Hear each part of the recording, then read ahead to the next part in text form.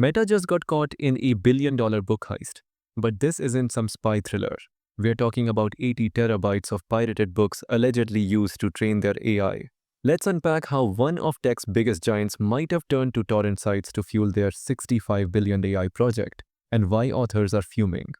Internal Meta emails leaked in court show employees straight up admitting they downloaded massive amounts of copyrighted books from sketchy pirate sites. And get this, some even joked about using VPNs to hide their tracks. 80 terabytes? Let that sink in. That's like pirating every book in the Library of Congress, twice. All while Meta's reportedly poured $65 billion into AI. Why not just, pay authors? Especially wild when you realize Meta's lawyers would sue you into oblivion if you pirated their code. Meta's defense? Fair use.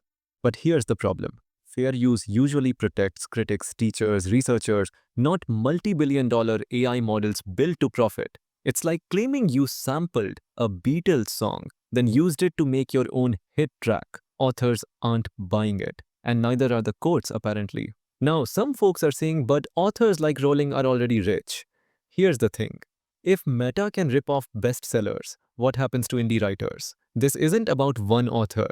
It's about every creator getting paid when their work fuels a $1.3 trillion company. This isn't just a Meta problem, it's a tech industry reckoning. AI needs data, but if even giants cut corners, what's stopping startups from doing worse? The real question, will this lawsuit force Silicon Valley to finally respect creators, or just teach them to hide their piracy better? Drop a comment. Should companies get a free pass to use any data for AI, or is this straight up theft?